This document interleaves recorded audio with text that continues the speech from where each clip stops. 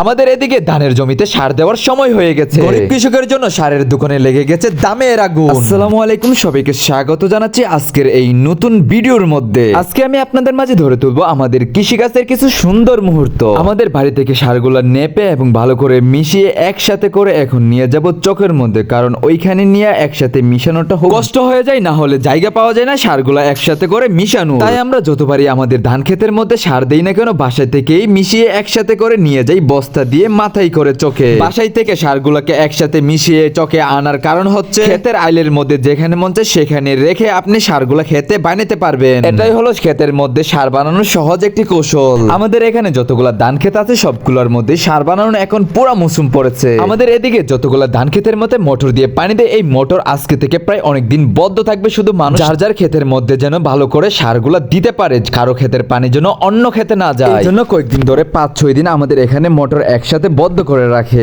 Motor যদি 4-5 দিন যদি বন্ধ না রাখে তাহলে একজনের ক্ষেতের পানি, সার দেওয়া পানি অন্য ক্ষেতে চলে যায়। তখন সারের পানিটা চলে গেলে ধানগুলো আর কোনো রকমই জোর পায় না, যার জন্য ধানগুলো একদম বসে থাকে। ধানগুলো অনেক হাঁটু হয়ে থাকে, লম্বাও হয় না, একদম খাটো খাটো হয়ে থাকে। এই জন্য আমাদের এখানে যখন ক্ষেতগুলা লাগানো শেষ হয় তখন ক্ষেতগুলা যখন কালো হয়ে যায় তখনই ইচ্ছা মতে পানি দিয়ে ক্ষেতের মধ্যে মোটরগুলো 5-6 দিনের জন্য বন্ধ করে রাখে। এবছর আলহামদুলিল্লাহ আমাদের এখানে ফসলগুলো অনেক সুন্দর লাগতেছে।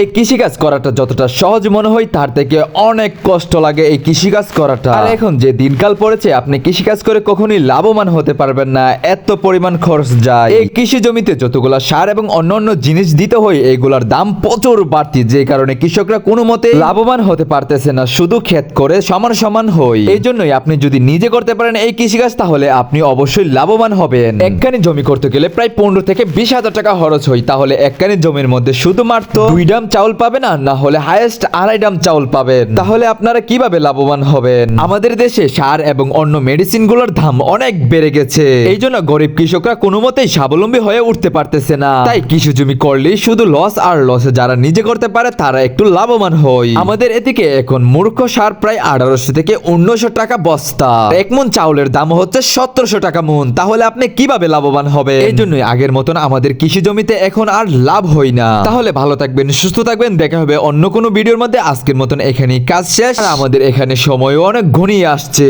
আসসালামু আলাইকুম, সবাই ভালো থাকবেন, সুস্থ থাকবেন, আল্লাহ হাফেজ।